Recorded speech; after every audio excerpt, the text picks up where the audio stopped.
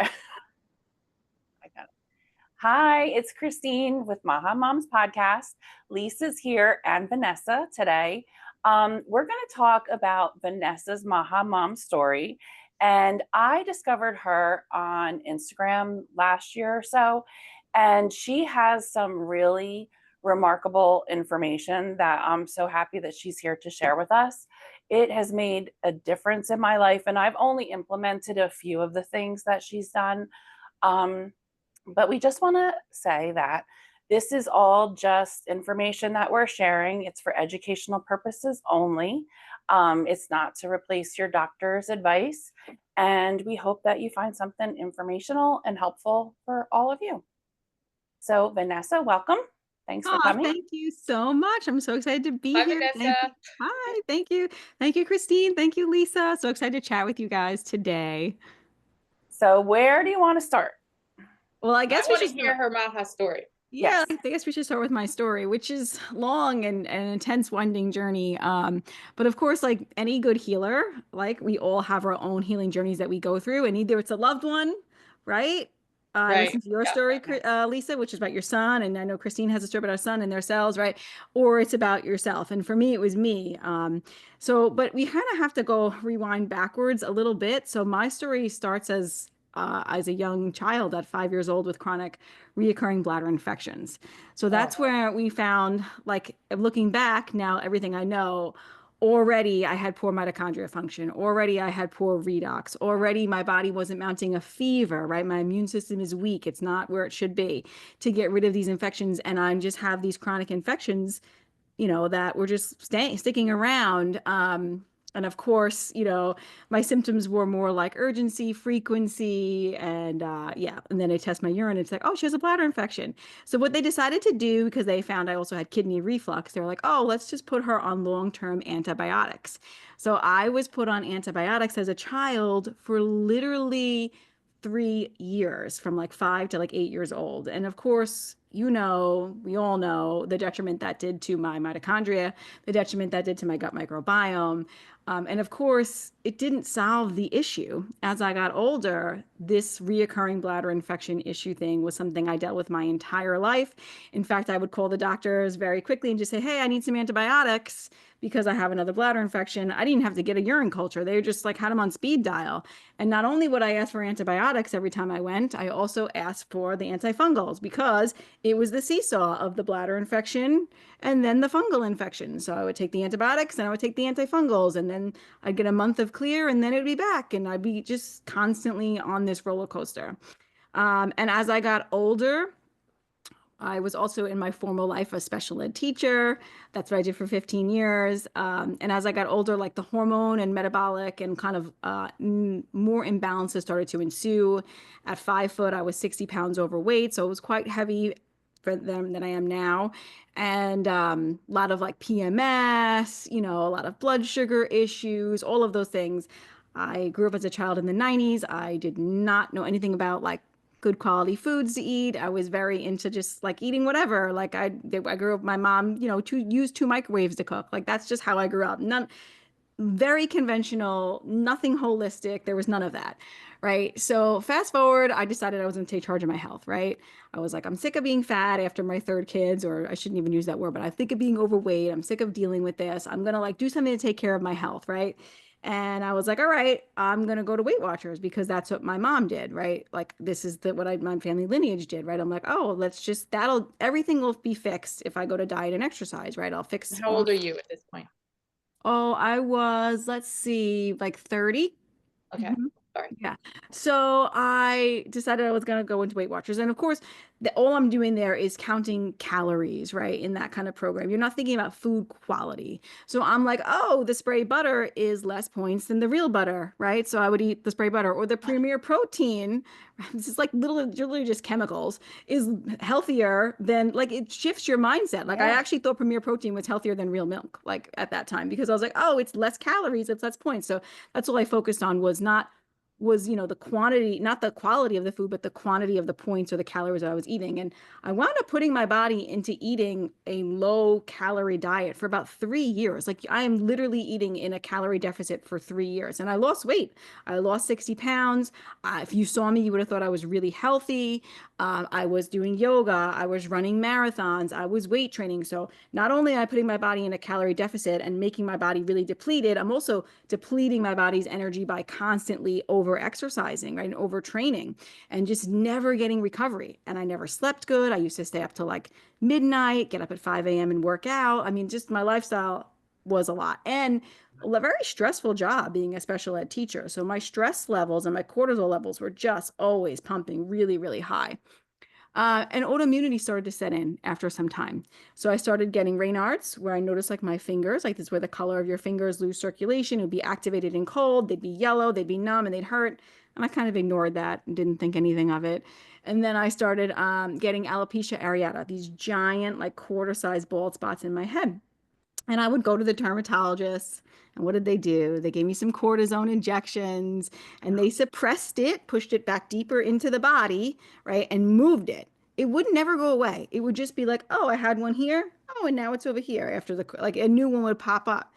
So that never solved that issue. And I did that for a few years. And then I got another bladder infection. It was right after I had trained for a half marathon and ran it.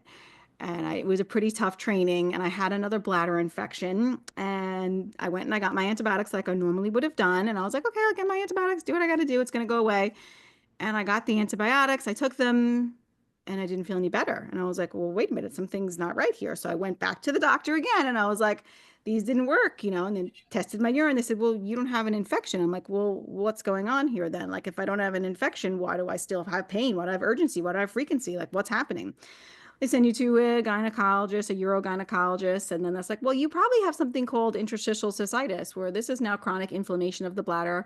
You probably have had this your whole life. You probably didn't always have bladder infections because it kind of can come in waves, right? That's kind of thing. And it's just basically means chronic inflammation of the bladder. So now I'm dealing with that. I'm going for their medical treatments, which is horrific. Literally, I did like bladder installations. I was probably really cautious about things at that time. In fact, I still was very involved in the system, as you can see. But they did give me some sort of alternative things, like maybe take acidic foods out of your diet, or like they gave you the IC diet, which is kind of really BS. But those kinds of things were what the suggestions were. So they do have some mindset of that. Anyway, fast forward, the pandemic comes. I live in New York, super high stress, a lot of fear. I already have like autoimmune diseases. I'm already like kind of in this like, oh, I'm worried about this. Am I going to get sick? Is something going to happen? And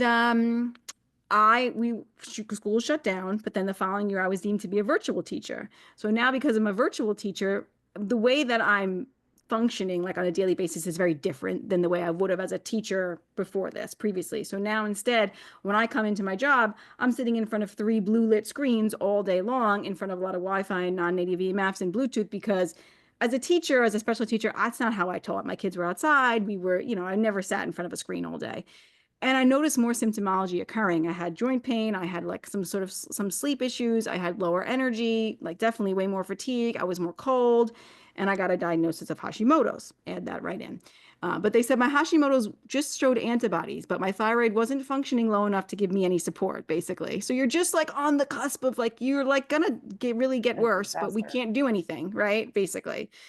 So I didn't ever wind up taking any medicine for that, thank goodness anyway. But then the medical intervention comes around that we all know about in 2020, right? Oh, you guys call them the sticks, right? You were saying, right? So Yeah, we call them sticks. So it was like, all right, I was in the camp. Listen, I'm very conventional. I think I have autoimmunity. I'm watching the media. I'm buying into it all, right? It's another sheep following everybody, right? Doing all the things. You see them dropping to the ground in China. I didn't I'm listening to the propaganda of you need it because you have autoimmunity, right? That kind of thing. So I'm on the side of, I was pro sticks at that time. I was like, I need this. So I went and I got it. And after the first one, I noticed my breathing was off. I'm like, why do I feel like I can't take a deep breath? I'm like, this is so weird. So then I'm like, all right, well, that's interesting. So then I, ask all the other teachers in the building, I'm like, is your breathing off? Because you get this thing and then you go back to work, right? And they're like, no, we're fine. I'm like, it must be coincidental. Like, this is probably nothing, right? So then 3 weeks later, you go back and you do it again because that's what you're supposed to do. And after that, I had a total health collapse, basically, is the only way to describe it. So the symptoms I experienced were panic attacks. I've never had a panic attack in my entire life, to the point where my mom had to come to my classroom and bring me a Xanax because I was laying on my classroom floor on my yoga mat trying to try to deep breathe and calm myself down. And that happened a couple of times. I had severe depression. So all my inflammation weirdly went to the neuroinflammation, right? Severe depression where I'm trying to teach my kids on Zoom about the 3 phases of matter and I'm just crying. And I'm going to the teacher next door. I'm like, why? I don't know why I'm crying. Like, I don't know what's going on. And you can see me, like, this is me. I'm a happy, bubbly, Yeah. like really positive person. And I was just so down. All my joints were on fire. I was having chronic diarrhea. Then I got another bladder infection, and again, antibiotics couldn't touch it. And that bladder infection was like nothing I've ever experienced before. I mean, I was up all night literally with chronic bladder spasms and chronic bladder pain, and it was always worse at night. I started fearing the night. I had chronic insomnia, extreme heart palpitations, and it just kept getting worse. Like, it wasn't getting any better. Um, so I was like, I need to take off from work. I can't do this. So I was like, I'm going to take a leave. I never was back, but I was like, I'm going to take a leave from my job and, try to figure this out. And I was still I feel like my moment wasn't there yet. Like, I still in hindsight was like going to the medical system, even though they had done all the terrible things they had done to me. I was still doing it. Like, I wasn't there yet. So then I was like, I kept going to all the doctors. They were decompartmentalizing me. I went to the urologist, the gynecologist, the gastroenterologist, the endocrinologist. I went to a pelvic pain specialist, like all the places. And I would leave doctors' offices literally just crying because nobody had answers for me. Like, I went to allergists and I asked them about mast cell. I asked them all these things, and they were like, I just would literally leave crying. So eventually, over time of being so defeated by going to the medical system and then just being really gaslit and like having nobody listening to me, nobody hearing me, and just being like, they just would give me Valium and antidepressants. Like, and I tried the Valium because I was so desperate because my pain was that bad. I mean, I had suicidal depression from the pain. I mean, my husband was afraid to leave me at home by myself. I couldn't be a wife. I couldn't be a mom. I had 3 young boys at the time. Like, I just was like everything was a disaster. My life was in total chaos. And that would deplete my energy levels so much. So I never felt, and I didn't even help my pain. And then I remember I was prescribed antidepressants, and I tell this story all the time. I sat there with those antidepressants on my kitchen counter, and I was like, my husband's like, you really need to take these. And I'm like, I just can't. Like, I just can't take this. Like, something is not right. This is wrong. This doesn't resonate. This doesn't seem like the right thing to do. Like, I need to do something different. So then, of course, when you're looking for something different, you get to functional medicine. And so I started researching different functional medicine doctors who I was going to see. And I saw, yeah, I know you're clapping, but for me, No, some of them, no. Yeah. and it depends, I guess, on who you see, but I saw a few naturopaths, and I saw ones that specialized in IC because that was my biggest pain point, right? Like, I needed somebody. You didn't know that you had mast cell disorder yet. So, right. The naturopath had mentioned, no, I did not. A person who I saw for functional medicine for IC had mentioned it, and she had correlated it to stick injuries. So she was thinking that was what activated, which is probably what activated that genetic predisposition in me, right? That's one way we turn on genetic predispositions is, these suppressive therapies that we do to our body. So anyway, a naturopath did mention it to me, and she gave me ketotifen, and that's a mast cell stabilizer, and it also didn't help. Like, I took it for a year, and I felt like it did nothing. And they would give me they would throw all these supplements and protocols at me. And honestly, because my body was stuck in the cell danger response, everything was a threat. So every protocol, every supplement, everything that they gave me, my body would revolt or do the opposite. Like, because my body was like, no, I can't. I'm too depleted. Everything is a threat. And that's just a classic symptom of people who have mast cell who are more stuck in this kind of cell danger response, and everything is a no. So what my body needed was not protocols or supplements. My body needed something completely different, which I learned later on.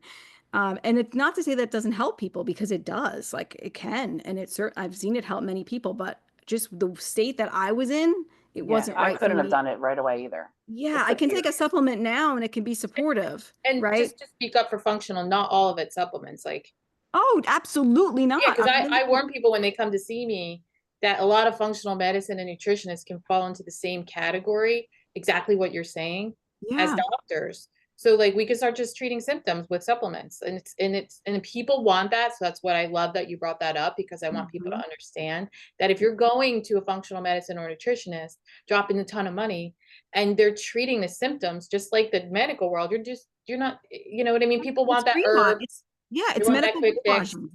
Yeah.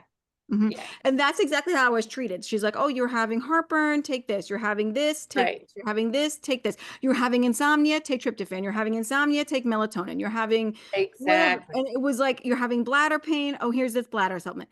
And it was like it was like 30 supplements, and I had a schedule, and actually it felt more stressful. And for And me, you're not wrong, because I get those people that come to me and they're right, like, and oh it my doesn't gosh, mean you're it totally doesn't, different. Yeah. yeah, if you have to Good point. treat, you have to, a pill can't fix you. And I'll even say that about homeopathy. You have to change your lifestyle, Yeah. right? It's not nothing, there is nothing that's a panacea. Your lifestyle is what needs adjusting. And Say it again. that's the part. Yes, your lifestyle is what needs adjusting. And people don't want to hear that, They because don't. if you use functional medicine same way that you use pharma, what are you doing? It's not, that's not You're going to just help using a you. non-pharma thing. That's Right. it. It's That's the only not gonna, difference. right. So yeah, I'm so glad we're on the same page with that. Yeah. Yeah. Oh yeah. And there are And I'm so totally, glad you brought that up, because it's such yeah, a good point. yeah. So many people And that come to me and they don't want to do the work because it's hard it's harder to change your to change life your than it is to take a lifestyle. pill. Yeah. We Yeah. talk about it all the time. It's like, if you're a fish, right, in the fishbowl and the Mhm. bowl is toxic, you're Mhm. toxic, Oh, right? I think it looks harder from the outside, but because I didn't have a choice and I had to do it, that it wasn't hard. Like Okay. after I did it, it wasn't hard. It was easy. Like for to me, change all those things. once I learned something, it wasn't hard for me to implement. In fact, I'm very type A, which is correlated to autoimmunity, right? So Yeah. I literally, like, if I learn something, I can implement right away. But is it implementing at a place of fear, or is it implementing at a place of love and support to trying to help my healing? That's two different things, right? And I think I was operating from a level of fear for a long time, and now it's more like operating from this level of the frequency of like I love, and I want to support my body, right? I love that too, because when you think of major, I don't want to like, you just think of a major crisis that a woman's going through in her lifetime. Breast cancer could be one, any of these. Mhm. It's all out of fear driven. Even just the screening and the mammos and all of that. It's so fear. My sister just went through it. It was so fear driven, so scary, so horrific, barbaric, negative. There wasn't anything natural about it. Oh, So definitely. it's so No, great. they I'm so glad that you brought that up, that like a lot of what we do when we get sick or don't feel well comes from, our Oh, choices are now fear driven. and Um, what is the meridians that have to do with the kidney and the bladder is all fear and anxiety. It's like, yeah, if you know about that, so it's all yeah. makes sense in my case. And I was I definitely love in a that. fear state. And it also, interestingly enough, when I'd had done all the functional medicine testing, it didn't, like, it wasn't for me, it didn't feel like it empowered me at that time. It felt like it put me more in a fear state. Like I was like, oh my God, well, I have H. pylori and I have mold and I have this and I have that. And I was like, and I can't, what am I going to do? Like, how am I going to fix this? And like, that was the mentality. And I have all these food sensitivities. Now I can't eat anything. Like, that's how it made me, it actually amplified it. So in my case, what I probably would have been more benefiting from would be like nervous system support or something like that, instead of doing like testing, because it's just you have to know your client and where they're at and how they're gonna respond, and that wasn't what I needed, right, Yeah. Exactly. at that Yep. time. And I tried like everything too. Like I remember I had done acupuncture at that time. I had done pelvic floor PT. I had done Reiki. I did EFT tapping for a year, which was helpful. So that was really supportive. But there were a lot of things I was trying, and get to the good part, right? I guess is the of course, I was like lowering toxicity in my life. Like you learn, like I kept learning more things. Like, okay, switch out your products. I was doing all that. I was eating cleaner foods. I wasn't drinking Premier Protein anymore. Thank goodness. I started changing my diet, eating real whole foods, all of that. was also a big part of it. But then I was talking, like I was always searching for my answers, and I was listening to a doctor online, and she was spouting a lot of sunshine and ketosis. That was her theory. Everything can be fixed with sunshine and ketosis. And I'm like, oh well, I don't know about that, but let's see what some sunshine can do for me. So her big thing was get outside and see the sunrise every single day and just be outside at that time. And I was like, well, that's free. That's easy. I can do that. So that was actually the first thing that I actually noticed make a huge traction on my healing. So what I would do is I'd get up in the morning. It was right in fall time. I would go sit outside and I would just sit and be. And I would put No my feet. sunscreen, right? Absolutely not. Okay, I just have to say that because I talk about this with people and they're like, well, what sunscreen do I use? I'm like, no, just go Please outside.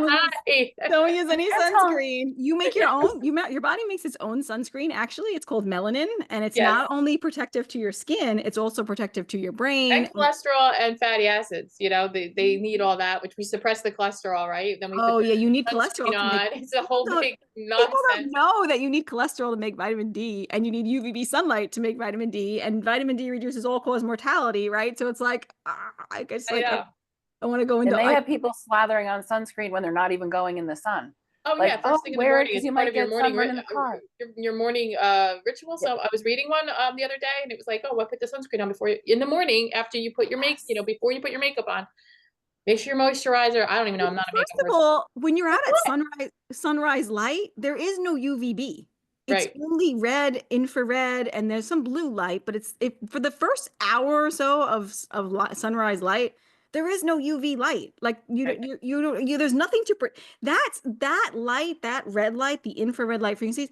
That's how you actually make this protective um protection in your skin, because it like preconditions the skin to be ready to tolerate UVA and UVB light. So Right. being in that morning light helps your body be prepared to handle stronger light that's coming, because you're sending your body those message and signals Warms it that up. it knows that the light's going to be stronger. But yeah, so I would just sit outside in the grass for like the first hour or two. And I noticed my sleep was better, my chronic insomnia was better, and also my pain was better. And I was like, this I'd is like to address two things there, which you're probably going to get to, but to our listeners know, one is that sunlight, that morning light, that fresh air, and two, you're grounding now, right? You're going to go to grounding. I mean, I was grounding, yeah. So I mean, Yeah. there's like Explain that. there's 100 things I could say that was doing for my body, but let's Yeah. just name a few. So it's setting my circadian rhythm. It's helping to balance cortisol and melatonin, our major master hormones. I'm reducing cortisol, right? And Right. well, I'm activating cortisol correctly, right? And it's more regulating. Not Earth in and that fight or flight. not in this giant like jolt like we'd get from a cup of coffee or a hit workout or from blue light on our phone or from our blue light LEDs. Also stimulates cortisol in these big jolts. What I probably was doing before I was going out for sunrise every morning, I was staring at my phone trying to figure out how to fix my problem, right? Right. Shooting cortisol up, right? So We grab our phones first thing. Who texted me? What happened? yes, yeah. Sunrise light before screens and make your screens red is my tip there. Okay. So Yes, that would be my tip there. But yeah, That's so our first one, everyone. Sunlight in the morning, first thing, no phone. yeah. And would you just say put the phone to the red light? You The can make the phone, filter. you can make the filter. Yeah, you Filter. posted about that. Yeah, you can make it red. Yeah. So my phone is always red. And if you're up before sunrise, you need a pair of blue blockers. Orange tone blue blockers, for sure. So yeah, I'm balancing my nervous system, right? It's huge. Grounding is so good for our nervous system. Nature is literally the parasympathetic. I'm listening to the birds chirp. I remember watching a woodpecker peck the tree. You're literally just calming everything down. You are literally coming into the parasympathetic. And honestly, just sitting still and being was huge. I needed to do that, and I still need to do that. I can be very go go go kind of mentality. Whenever I get into that, I'm like, Vanessa, go sit outside in the grass and chill out, because that's what I need. Like, you need to re-regulate. It's how we are meant to be bathing in that. The infrared light helps with subcellular melatonin, so it helps with healing. That's like healing damaged mitochondria, like literally all day long. You're expanding your exclusion zone water, which is like a whole nother conversation, but basically that's our cellular hydration and our cellular battery and how we make more energy. What else? That one. We need to know about that one. The exclusion zone. I Yeah, think we'll that have might you be the back for next one. that. That's an episode in itself. Yeah, I But want you yeah, back for that. yeah, you're expanding that you expand it in far infrared actually light, which is infrared light is the most healing frequency from sunlight, and it is literally available all day long, and it's always 50% of the sunlight. So you're always getting it, and it's always balanced. The sun, like we hear a lot about blue light being so bad, right? You hear this. Well, blue light from the sun is great. And the reason why it's also great is because it's balanced with red. Because like blue is the inflammatory, but it has very good things that like helps balance sex hormones and helps set circadian rhythm. There's a lot of things that blue light does. It gives us cortisol. We need cortisol during the day. That's when cortisol should be arising, right? But the red is the anti-inflammatory. Like the red is giving us all that healing, and they always come together. Yeah, like a Blue yin would, and a yang. yes, like a yin and a yang. The blue would never be with the blue light from the sun is never without red, because red comes first and leaves last. And the sun comes in and out like a rainbow, right? Like a crescendo. Intensity increases. Does this all Also, happen when it's cloudy out too? yes, but it's this, yes, absolutely. Okay. The frequencies can come in, but it's just not as strong. Because you might need more time in the clouds because it's the signal is not as strong. But yes, it still happens. I go out no matter what. I never miss sunrise. I mean, not never. I mean, of course there are things that happen, but most of the time I'm out there, and no matter the weather. And sometimes if it's really cold, I'm just peeking my eyes out there. But I yeah, have a so question too. yeah, Do you go out if they're spraying? yeah, I still go out. You Yeah, do. still go out because I think that the nature is more powerful. Yeah, Okay. I would still go I'm out. just curious. I mean, I hate that they're doing that, and it's frustrating, and it aggravates me. But I've had a lot of blue skies lately. Ooh, knocking on They've some been going wood. crazy here because Oh, I've gone out and I see it and I'm like, I'm coming back in because I know there's bacteria in there and I've had yeah. a really, I'm not going to say it, but I'm just being a little cautious. So I wait a couple hours and then I go out, but I just was curious what you do because I know you're out a lot.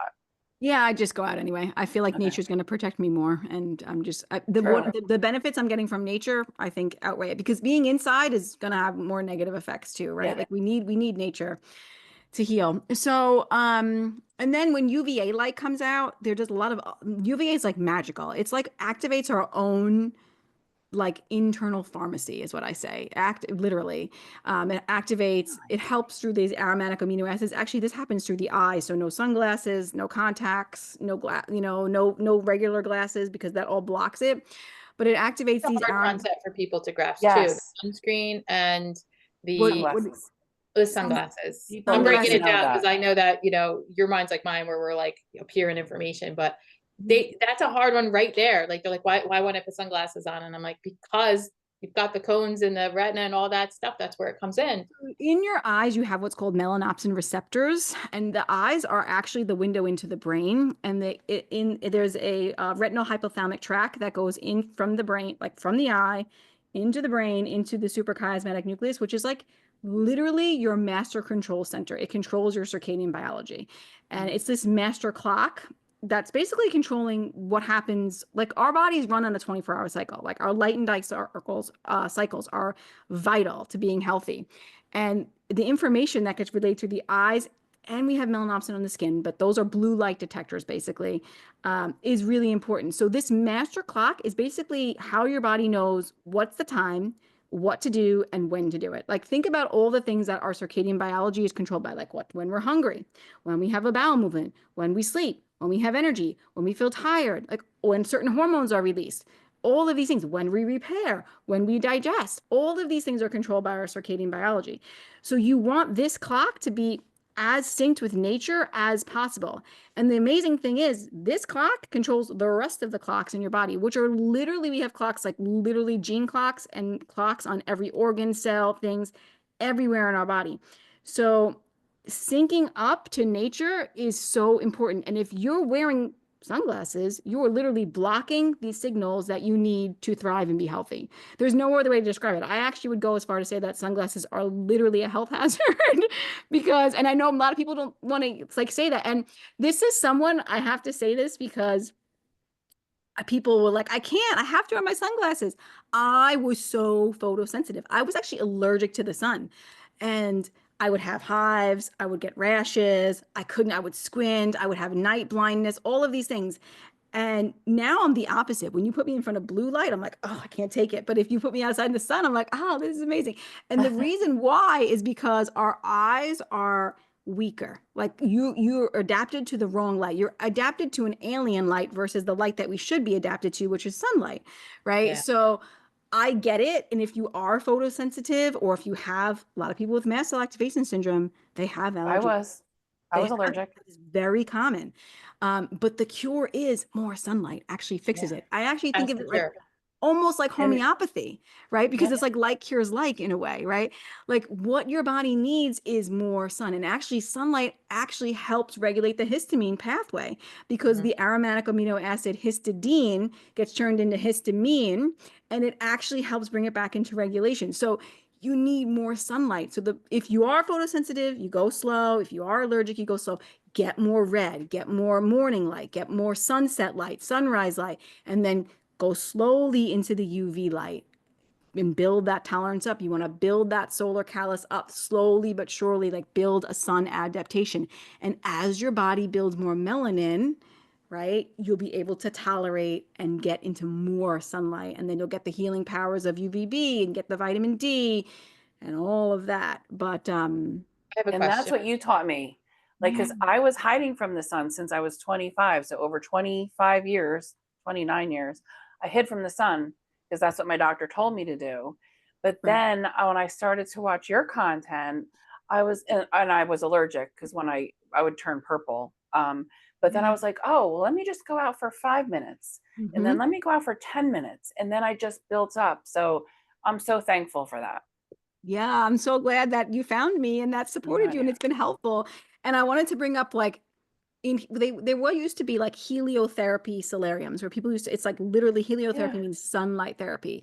And this used to be big, like homeopathy used to be big, and naturopathy used to be big, and like all these things that have been suppressed from us, right? They all used to be really big. But when they used to do heliotherapy with their really sick patients, is they would just put the feet in the sun. That's it. And then the next day they'd put the feet and the ankles in the sun. And then they do that for a couple days. And the next day they do the feet, the ankles, and the calves in the sun, right?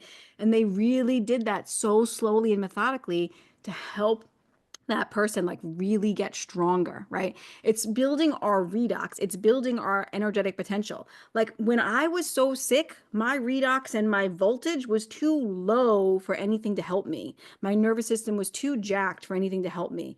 I needed nature to help me with the parasympathetic, and I needed to increase my body's voltage and energy and resilience before I could handle other things, if that makes sense. Totally makes sense. I have two questions. One, and I'm going to lead you with the question, but people might be asking, if they're listening, is can they use that UV red? You know, the big thing is the one on the mask, or they get into the red light therapy devices, sauna, or the red light therapy. I know that obviously probably the sun's going to be more healthy, but I want to address that because it's a great question. I'm trying to say not to be in the artificial light, so I don't want people to miss, like be like, oh, I'll just go get red light therapy. Well, I would say number one, like red light therapy is free from the sun all day long. That's number one. So I like that. You have a free source of red light therapy literally as whenever the sun is out, because whenever the sun is out, there's red light therapy. And you actually do not even have to be in direct sunlight to get the benefits of infrared. You could actually be in the shade, and because infrared bounces off of greenery in your environment, it will come back to you. So you will still get benefits of infrared light actually being in the shade. So just being outside, if you are one of those people who still fears the sun, please go outside and at least sit in the shade and put your feet in the grass, because you're still going to get a health benefit, right? Now, I use red light therapy too. I do use it as a supportive tool because we live in a modern world and we, need tools to support our health. Do I use it spring through fall? No, because I don't need it, because I actually work outside. I live outside as much as I possibly can. I eat outside. I do as many things as I can outside. So I'm getting so much infrared all day long. But it depends on the person. Well, in the wintertime, I do use my device because of the fact that I can't be outside with my skin outside in the red light and the sunlight as much as possible, because it's New York and it's cold and it's dreary and it's hard to be outside. So I do use it through the winter time. Now, this is all a nuanced conversation, because if you're a person who works in an office all day and you really can't get outside as much as you need, well, then a dose of red light therapy really could be supportive for you. Use it when the sun is out. There's actually research that shows that red light therapy is better to use in the morning than in the evening.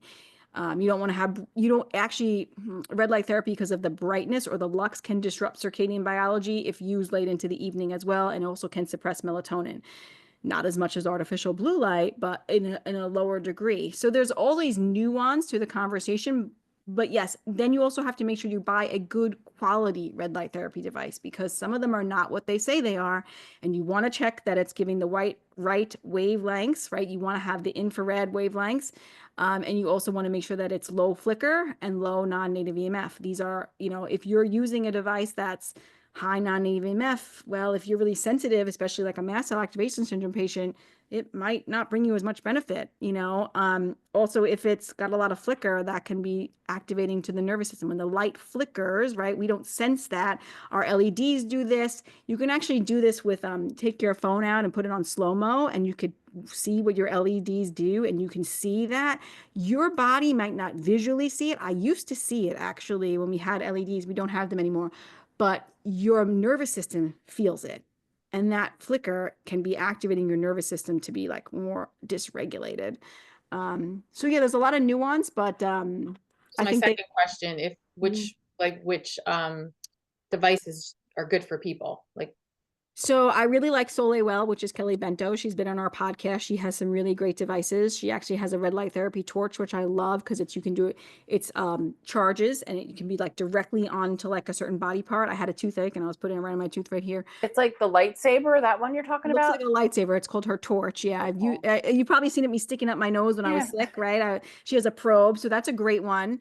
Um, and I like EMR Tech as well, and I like Midwest Red Light Therapy. In fact, I've recommended Midwest Red Light Therapy to a couple of clients of mine. He has a new one that is chargeable also. I like these chargeable ones because they're not plugged into the wall, so they're less non-native AMF, and then they can get direct skin penetration because of that. So that can be helpful. So those are the three companies that I like and that I know are good and that I vested. So, yeah.